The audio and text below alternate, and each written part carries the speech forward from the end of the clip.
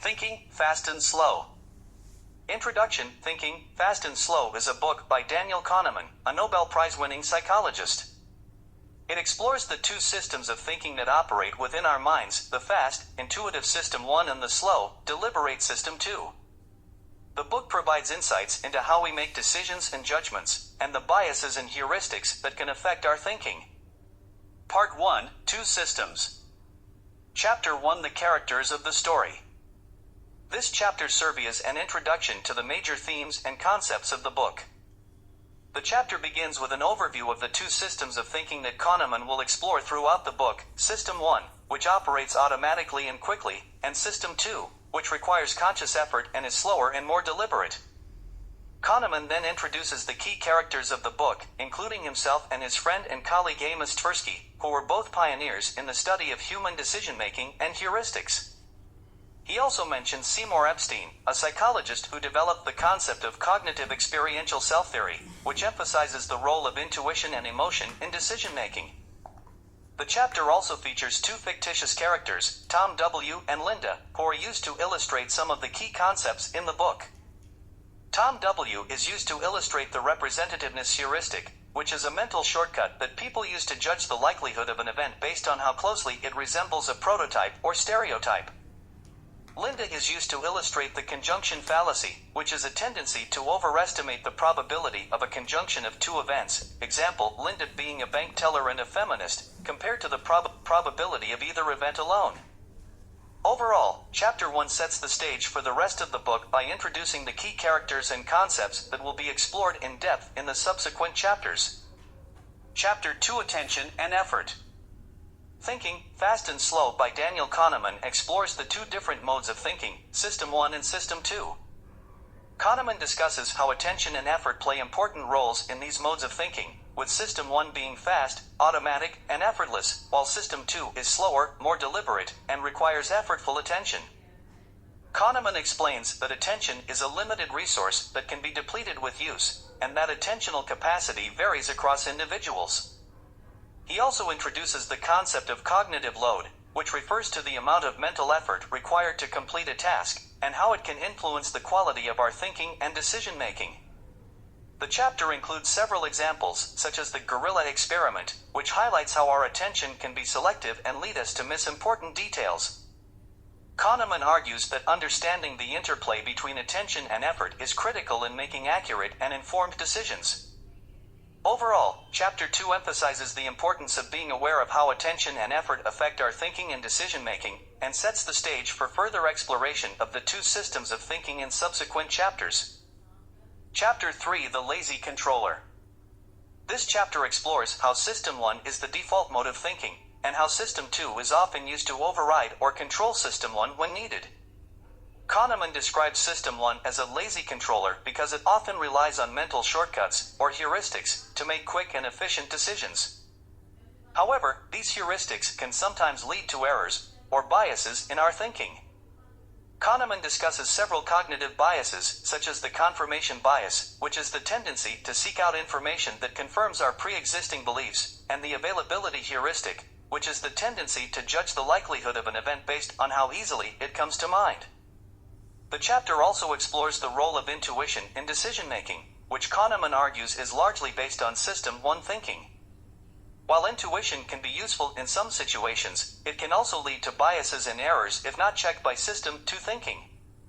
Kahneman emphasizes the importance of being aware of these biases and using System 2 thinking to override System 1 when needed, especially in situations where our biases may lead us astray. Chapter 4, The Associative Machine. This chapter explores how System 1 thinking operates as an associative machine that connects ideas and concepts based on similarity and familiarity. Kahneman discusses the role of mental categories in the associative machinery of System 1, where objects or concepts are sorted into categories based on their perceived similarity to other objects or concepts. He notes that this categorization process is often based on prototypical examples, where objects that closely resemble the prototype are more likely to be categorized as part of that group. The chapter also explores the concept of priming, which refers to the influence that a prior stimulus can have on subsequent behavior or thinking. For example, seeing the word yellow may make someone more likely to recognize the word banana, even if the word banana is presented subliminally or for a very brief period of time. Kahneman also introduces the concept of the halo effect, where our overall impression of a person or thing influences our perception of specific traits or characteristics. For example, someone who is perceived as physically attractive may also be assumed to be more intelligent or competent. Chapter 5: Cognitive Ease. This chapter explores how the feeling of ease or difficulty in mental processes can influence our thinking and decision-making. Kahneman introduces the concept of cognitive fluency, which refers to how easily information can be processed by our minds. When information is presented in a clear and concise way, it is more likely to be perceived as true or valid. Conversely, when information is presented in a difficult or confusing way, it is more likely to be dismissed as false or irrelevant. The chapter also discusses how the feeling of cognitive ease can influence our judgments and decisions. When something feels easy or familiar, we are more likely to accept it as true or valid. When something feels difficult or unfamiliar, we are more likely to reject it as false or irrelevant. Kahneman also explores how cognitive ease can be manipulated, such as by using simple and clear language to make ideas more persuasive, or by presenting information in a visually appealing way. Chapter 6: Norms, Surprises, and Causes. This explores how System 1 thinking relies on normative expectations and causal explanations to make sense of the world around us. Kahneman discusses the concept of anchoring, where people rely too heavily on the first piece of information they receive when making a decision. For example, if someone is given a high price for a product, they may be more likely to perceive a lower price as a good deal, even if the lower price is still relatively high. The chapter also discusses the role of surprise in our thinking. When something unexpected happens, we are more likely to pay attention to it and remember it. This can lead to biases in our thinking, such as the availability bias, where we overestimate the likelihood of rare events because they are more memorable. Kahneman also explores the role of causal explanations in our thinking, and how System 1 thinking often relies on simple and intuitive causal explanations to make sense of events. However, these explanations can sometimes be incorrect or misleading, leading to biases and errors in our thinking. Chapter 7: A Machine for Jumping to Conclusions. This chapter explores how System 1 thinking often leads us to make quick and intuitive judgments based on limited information. Kahneman discusses the concept of heuristics, which are mental shortcuts that System 1 thinking relies on to make decisions quickly and efficiently. However, these heuristics can also lead to biases and errors in our thinking. For example, the representativeness heuristic involves making judgments based on how similar something is to a prototype or stereotype, which can lead to overestimating the likelihood of an event based on its perceived similarity to a previous example. The chapter also discusses the role of intuition in our thinking, and how it can sometimes lead to accurate judgments even when we cannot articulate why we feel a certain way. However, intuition can also be influenced by biases and heuristics, leading to incorrect judgments. Kahneman emphasizes the importance of being aware of these heuristics and biases in our thinking, and how they can lead to errors in judgment and decision-making. By taking a more deliberate and thoughtful approach to decision-making, we can reduce the influence of these biases and make more accurate and effective decisions. Chapter 8: How Judgments Happen. Kahneman discusses the concept of substitution, where we often substitute a difficult question with an easier one in order to make a judgment. For example, when asked, "How happy are you with your life?" we may actually answer the easier question, "What is my mood right now?" This can lead to biases and errors in our thinking, as we may not be considering all the relevant information. The chapter also explores the role of emotions in our judgments and decision-making. Emotions can influence our judgments and decisions, sometimes in unpredictable ways. For example, we may be more likely to make risky decisions when we are in a positive emotional state. Kahneman also discusses the concept of priming, or exposure to a certain stimulus can influence our subsequent judgments and behavior. For example, seeing a picture of money may make us more competitive in a subsequent task. Part 2: Heuristics and Biases. Chapter 9: The Law of Small Numbers. Explores how our mind often substitutes difficult questions with easier ones when making judgments or decisions.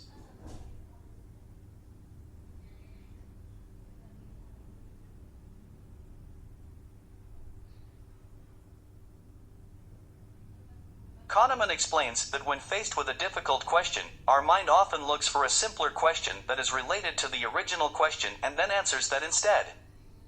This is known as the substitution heuristic. However, this can lead to biases and errors in our thinking, as the easier question may not be directly relevant to the original question.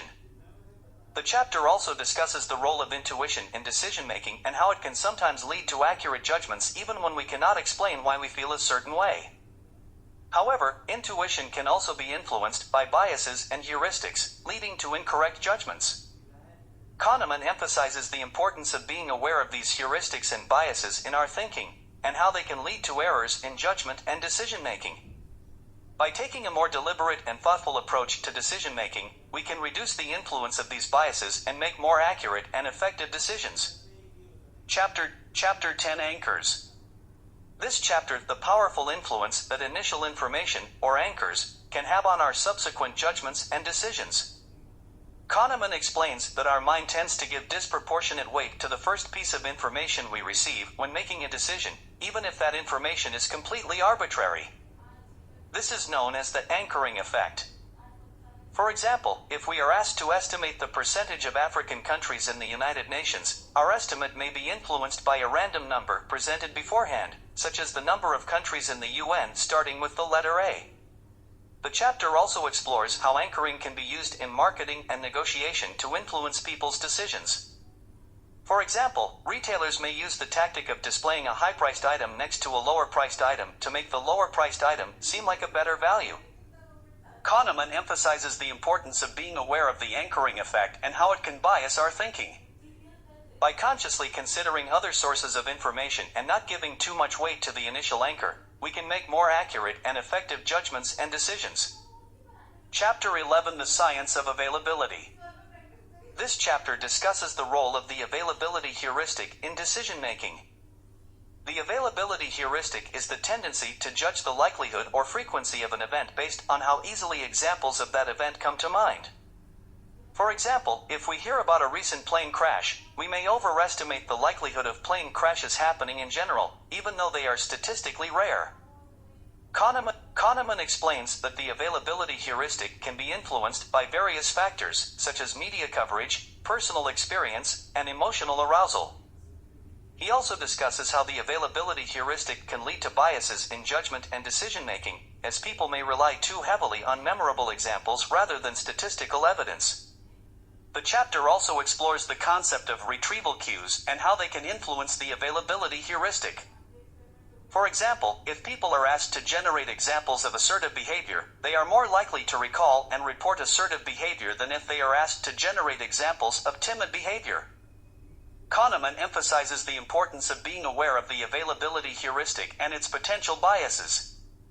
By consciously considering other sources of information and not relying solely on memorable examples, we can make more accurate and effective judgments and decisions. Chapter 12 Availability, Emotion, and Risk. The availability heuristic is the tendency to judge the likelihood or frequency of an event based on how easily examples of that event come to mind. For example, if we hear about a recent plane crash, we may overestimate the likelihood of plane crashes happening in general, even though they are statistically rare. Kahneman explains that the availability heuristic can be influenced by various factors, such as media coverage, personal experience, and emotional arousal. He also discusses how the availability heuristic can lead to biases in judgment and decision-making, as people may rely too heavily on memorable examples rather than statistical evidence. The chapter also explores the concept of retrieval cues and how they can influence the availability heuristic. For example, if people are asked to generate examples of assertive behavior, they are more likely to recall and report assertive behavior than if they are asked to generate examples of timid behavior. Kahneman emphasizes the importance of being aware of the availability heuristic and its potential biases. By consciously considering other sources of information and not relying solely on memorable examples, we can make more accurate and effective judgments and decisions. Chapter 12 Availability, Emotion, and Risk. Kahneman explains that people's perception of risk is often influenced by their emotional response to a particular event or situation. For example, people may perceive the risk of terrorism as higher than the risk of dying in a car accident, even though the latter is statistically more likely. The chapter also explores how the availability heuristic can influence people's perceptions of risk. If people can easily recall examples of a particular type of risk, such as shark attacks, they may overestimate the likelihood of that risk occurring. Kahneman emphasizes that people's perception of risk is not solely based on objective data and statistics, but is also influenced by emotions and subjective factors. He also discusses how people's perception of risk can be influenced by the framing of information, such as presenting risks in terms of gains or losses. The chapter concludes by emphasizing the importance of understanding how emotions and the availability heuristic can influence people's perceptions of risk. By being aware of these biases and considering objective data and statistics, we can make more informed and accurate judgments about risk. Chapter 13: Tom W.'s Specialty.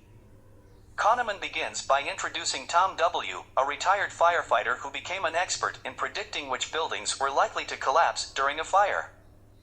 Tom W. developed his expertise through years of experience and practice, and his ability to accurately predict building collapses was highly valued by his colleagues. The chapter explores how expertise can influence decision-making, and how it can also lead to biases and errors. Kahneman discusses the concept of domain dependence, which refers to the idea that expertise is highly specific to a particular domain or area of knowledge.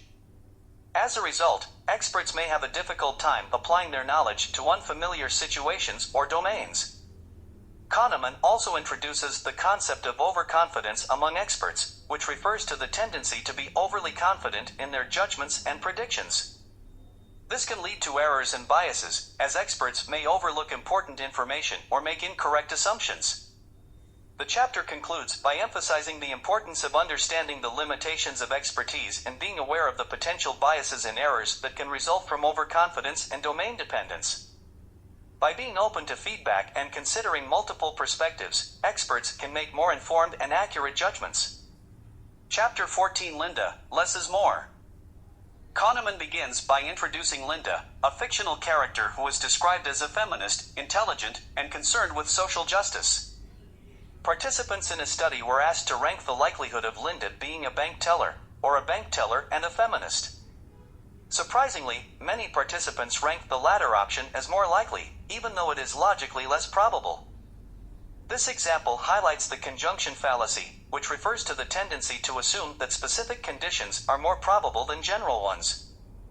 People may make this error because the specific description seems more vivid and detailed, and it fits with their mental model of Linda as a feminist.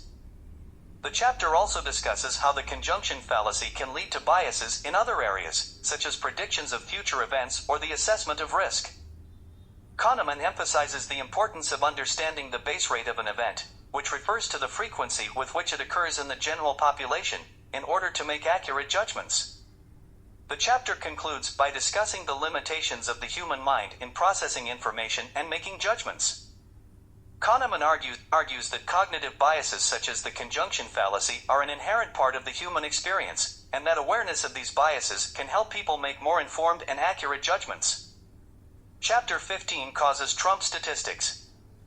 Kahneman begins by discussing how people often seek causal explanations for events, even when there is no clear causal relationship between them. He introduces the concept of regression to the mean, which refers to the tendency for extreme events to be followed by more average events. People may incorrectly attribute the change to a causal factor, when in fact it is just a natural fluctuation.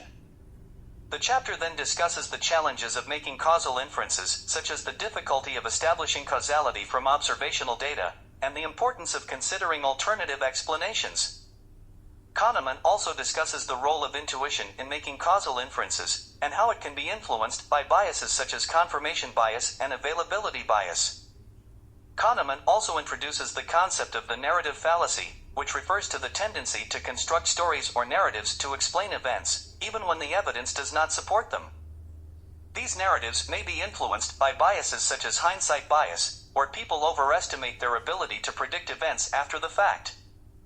The chapter concludes by emphasizing the importance of considering multiple sources of evidence and being aware of the limitations of intuition and causal inference.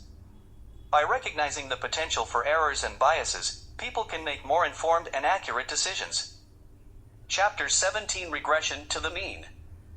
The chapter then discusses how regression to the mean can lead to errors in decision-making, particularly when people mistakenly attribute the regression to the mean effect to an intervention or treatment. For example, a physician may prescribe a treatment for a patient who is experiencing an extreme health condition, and the patient may show improvement over time. However, this improvement may be due to the natural regression to the mean effect, rather than the treatment itself. Kahneman emphasizes the importance of considering the baseline or natural variability of a situation when making decisions. He suggests that people can avoid errors related to regression to the mean by collecting more data, using control groups in experiments, and being cautious in making causal inferences. The chapter also discusses how regression to the mean can affect our perceptions and judgments, particularly in the context of feedback and evaluation. Kahneman argues that people tend to focus on extreme feedback, rather than more moderate feedback, which can lead to overconfidence or discouragement depending on the nature of the feedback. Chapter 18: Taming Intuitive Predictions. Kahneman begins by highlighting the prevalence of overconfidence in people's predictions, and the tendency to rely on intuition rather than statistical methods. He uses examples from various domains, such as stock market predictions and political forecasting, to illustrate the limitations of intuition in making accurate predictions. The chapter then discusses how people can improve their predictive abilities by using statistical models and adjusting their intuitions based on past performance. Kahneman suggests that people can improve their predictions by regularly collecting feedback, considering alternative scenarios, and using base rates to inform their judgments. Kahneman also introduces the concept of the inside view and the outside view, which refer to different ways of approaching a prediction task. The inside view involves focusing on the specific details of a situation, while the outside view involves considering the general features of similar situations. Kahneman argues that people often rely too much on the inside view and neglect the outside view, which can lead to overconfidence and errors in prediction. The chapter concludes by emphasizing the importance of being humble and cautious in making predictions, and the need to balance intuition with statistical methods. By adopting a more systematic approach to prediction, people can improve their accuracy and avoid common biases and errors. Overall, the chapter highlights the challenges of making accurate predictions and provides strategies for improving predictive abilities. By understanding the limitations of intuition and adopting a more data-driven approach, people can make more informed and accurate predictions. Part 3: Overconfidence. Chapter 19: The Illusion of Understanding. Kahneman begins the chapter by describing the illusion of explanatory depth, which is the belief that one understands a subject far better than one actually does. He explains that this illusion arises because people are often able to recall a few key facts or concepts related to a topic, which gives them the impression that they have a deep understanding of it. Kahneman then discusses how this illusion of understanding can be particularly problematic when it comes to political or social issues. People may have strong opinions about issues they do not fully understand, which can lead to a lack of productive dialogue and political polarization. To illustrate this point, Kahneman describes an experiment in which participants were asked to explain how a variety of simple devices, such as a bicycle pump or a zipper, work. While many participants felt confident in their understanding of the devices at the beginning of the experiment, they often struggled to provide accurate explanations when pressed for details. This demonstrated that the illusion of understanding is not limited to complex scientific or social issues but can also apply to simple mechanical devices. Kahneman argues that one way to counteract the illusion of understanding is to engage in more active and systematic thinking about complex issues. By breaking down complex phenomena into smaller components and analyzing each in detail, people can gain a deeper understanding and avoid relying on shallow impressions or preconceptions. Chapter 20: The Illusion of Validity. Kahneman begins the chapter by discussing the work of psychologists who have studied the way people make predictions, such as political forecasters and business analysts. He notes that these experts often have a high degree of confidence in their own judgments, even though their track record of accurate predictions is often poor. Kahneman then describes a series of studies that he and his colleagues conducted to investigate the reasons behind this phenomenon. These studies involved asking people to make predictions about a variety of topics, such as the success of a new product or the likelihood of a particular event occurring. In some cases, the participants were given information to help them make their predictions, while in other cases they were asked to make their predictions based solely on their own intuition. The results of these studies showed that people tended to overestimate their ability to make accurate predictions, even when they had very little information to go on.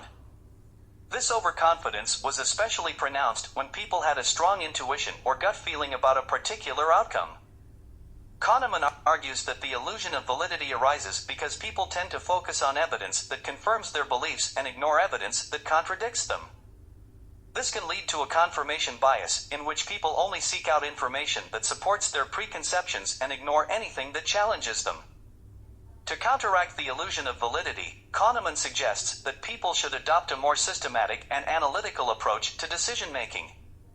By carefully considering all available information and weighing the strengths and weaknesses of different arguments, people can avoid the pitfalls of overconfidence and make more accurate judgments. Chapter 21: Intuitions versus Formulas. In this chapter, Kahneman explores the pros and cons of relying on intuition versus using formal models or formulas to make decisions. Kahneman begins the chapter by describing the work of professional forecasters who make predictions about the future based on their own experience and intuition. He notes that these forecasters often have a high degree of confidence in their own judgments, even when their track record of accurate predictions is poor. Kahneman then contrasts this approach with the use of formal models or formulas, which are based on statistical or mathematical analysis of data. He notes that while these models can be highly effective in predicting outcomes, they are often ignored or dismissed in favor of more intuitive approaches. To illustrate the power of formal models, Kahneman describes the work of the psychologist Paul Meehl, who conducted a series of studies comparing the accuracy of clinical judgments made by experienced psychologists with the predictions of a simple statistical model. Meehl found that the model was often more accurate than the judgments of the experts, even though the model used only a small number of objective criteria to make its predictions. Kahneman also discusses the limitations of formal models, noting that they can be overly rigid and fail to account for important contextual factors. He argues that a hybrid approach, in which formal models are used as a starting point but supplemented with more intuitive judgments and contextual information, may be the most effective way to make decisions. Chapter 22: Expert Intuition. When can we trust it? Kahneman begins the chapter by defining expert intuition as the ability to make rapid and accurate judgments based on experience and expertise. He notes that expert intuition is often relied upon in fields such as medicine, firefighting, and chess, where experienced professionals are able to make quick decisions based on a deep understanding of their domain. However, Kahneman also warns that expert intuition can be fallible in certain circumstances. He notes that experts can be overconfident and can become biased by their own experiences and beliefs. In addition, experts can be influenced by irrelevant information and may be prone to making errors when they are under time pressure or stressed.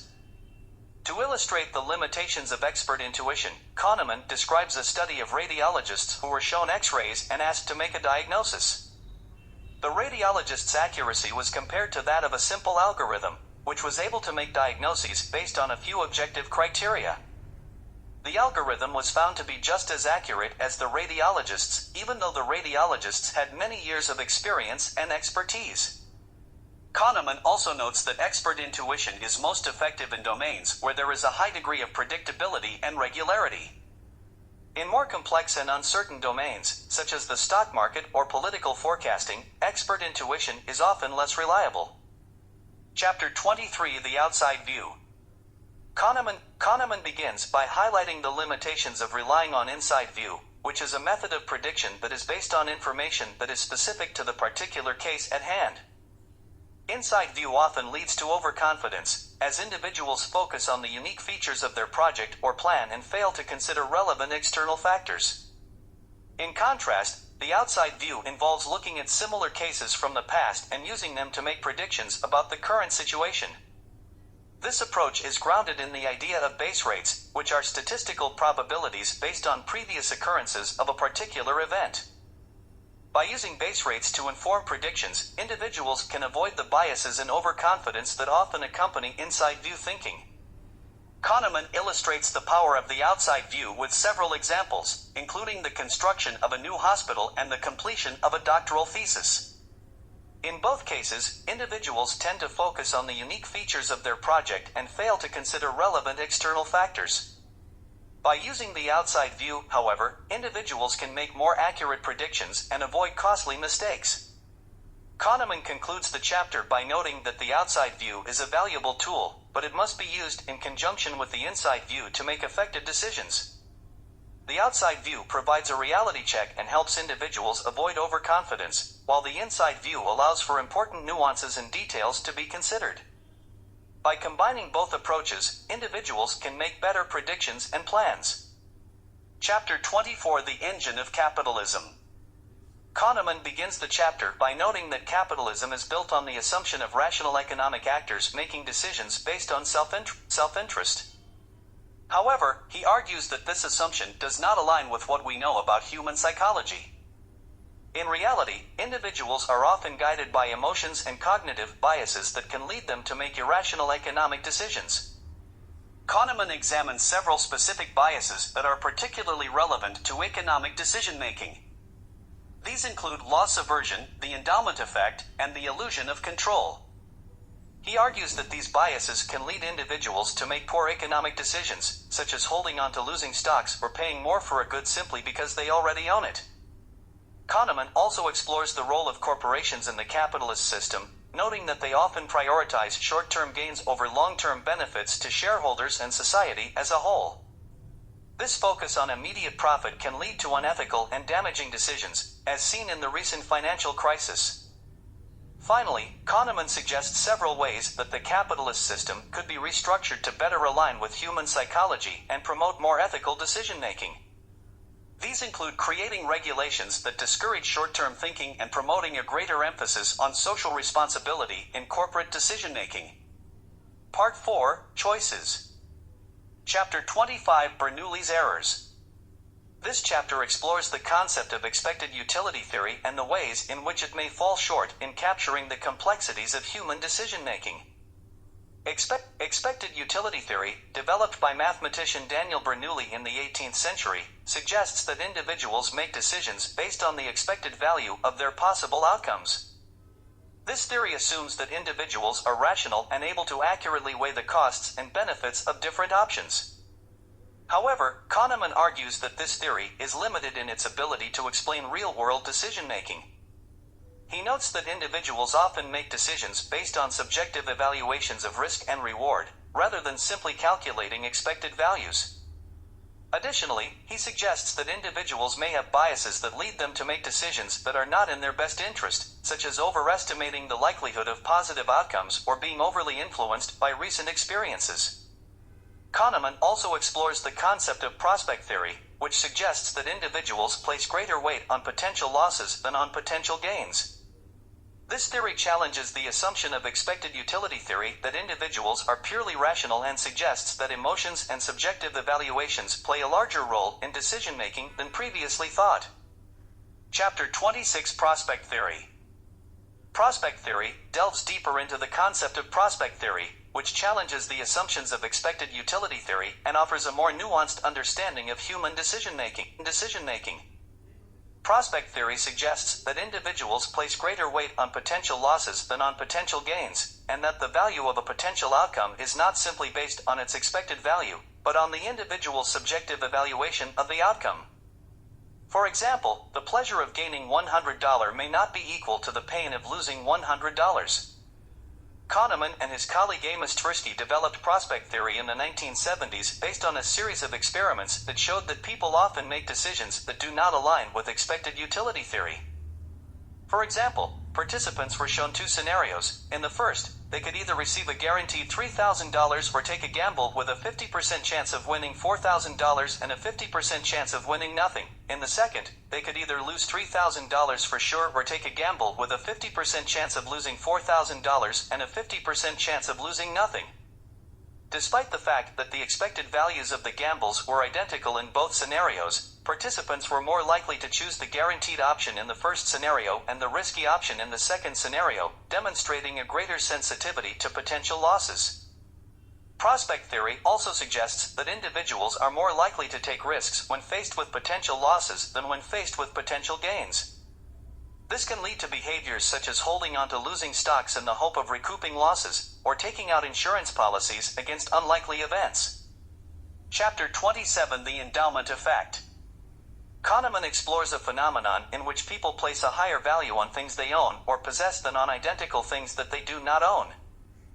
Kahneman and his colleagues first discovered the endowment effect in a study where participants were randomly assigned a coffee mug and then given the opportunity to trade it for an equally valued item. They found that participants who had been given a mug were significantly less likely to trade it than those who had not been given a mug. This suggests that simply possessing an object creates a sense of ownership and attachment that can influence our decision-making. The endowment effect has been observed in a variety of contexts, from market transactions to political decisions.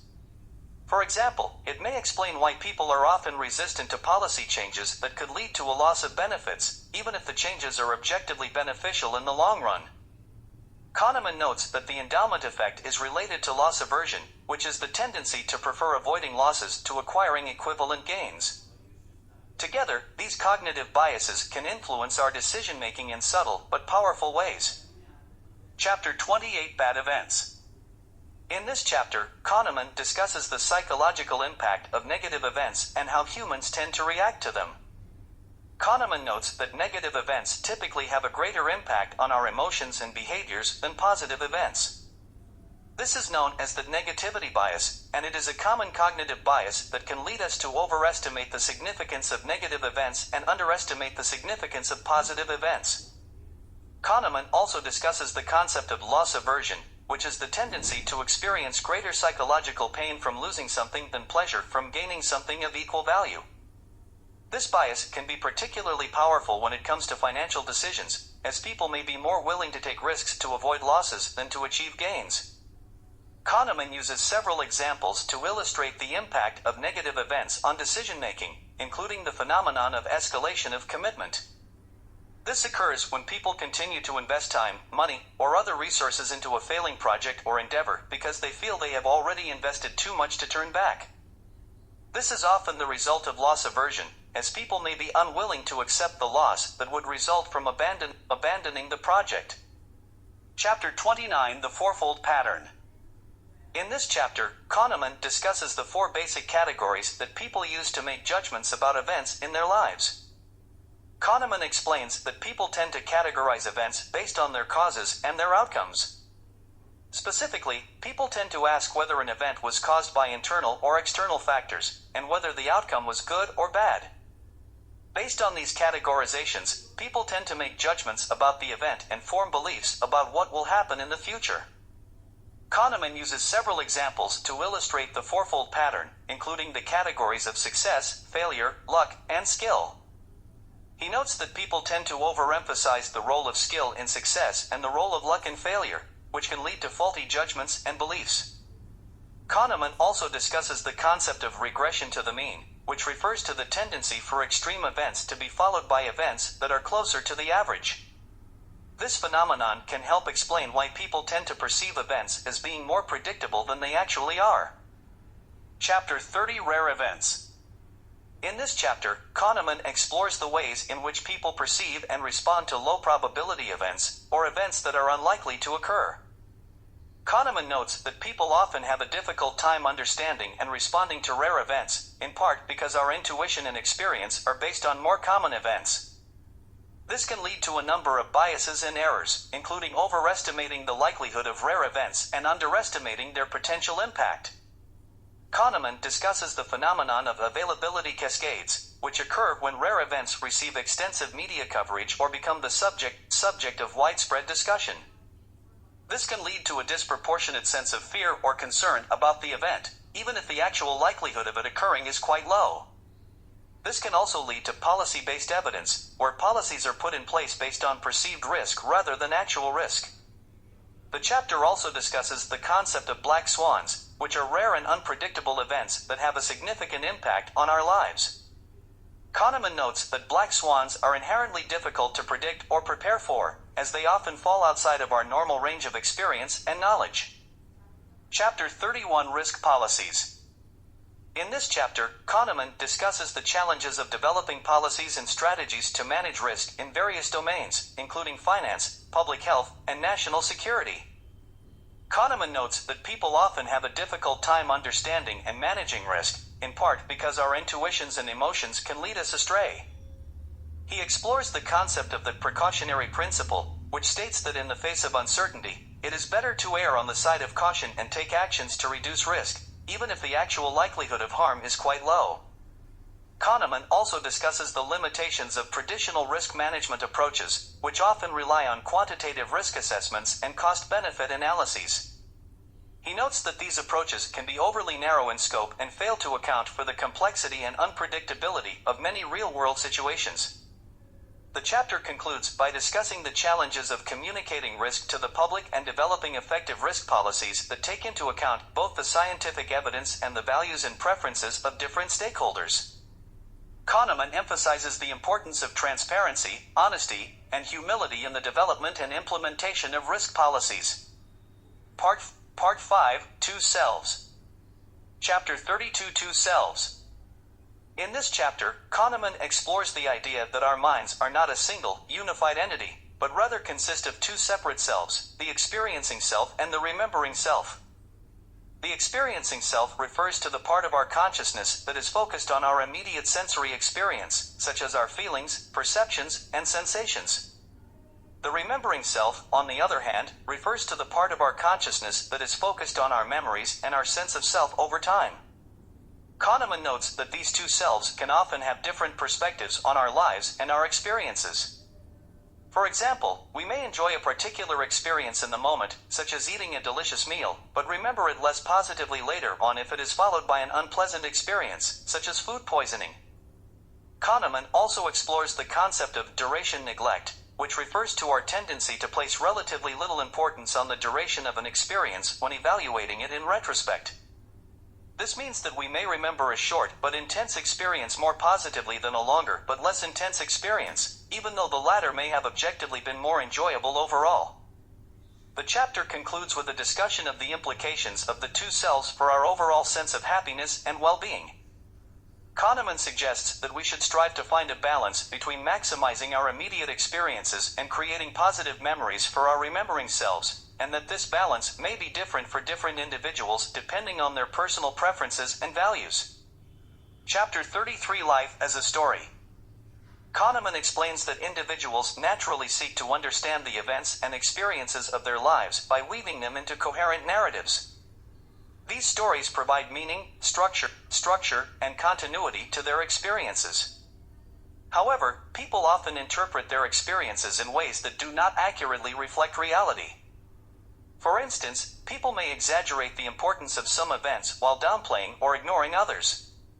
Kahneman goes on to describe how the way individuals construct their life stories affects their well-being. He suggests that people who create positive narratives about their lives tend to be happier and more resilient, while those who construct negative stories are more likely to experience negative emotions and may struggle to cope with adversity.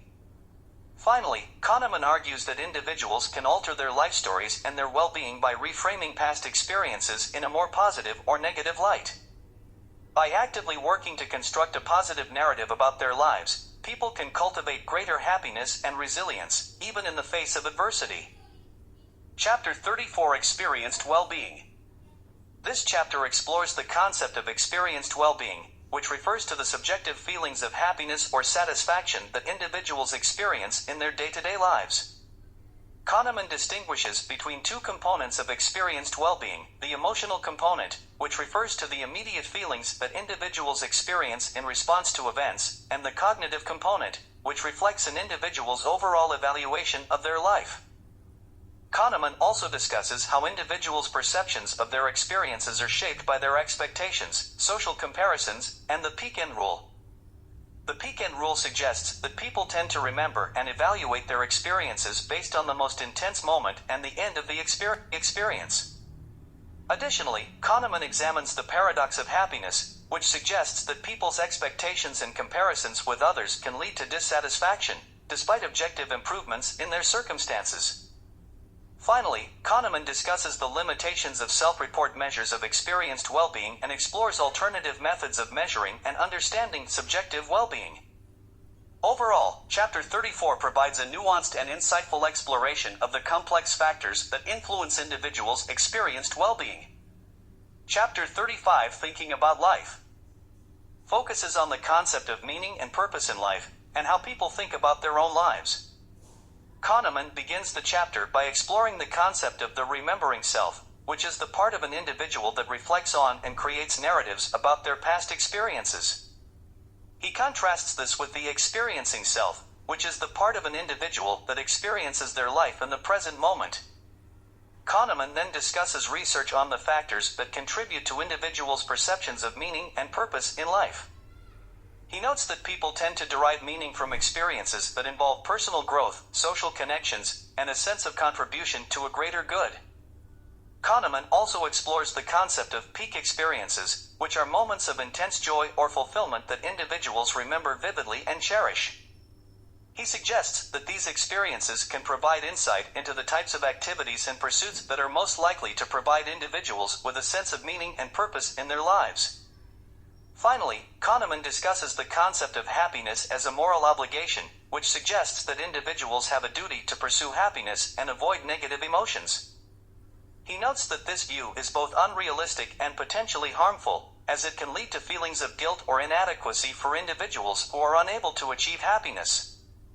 Conclusion. In conclusion, Thinking, Fast and Slow is an insightful and thought-provoking book that challenges our assumptions about how we think and make decisions.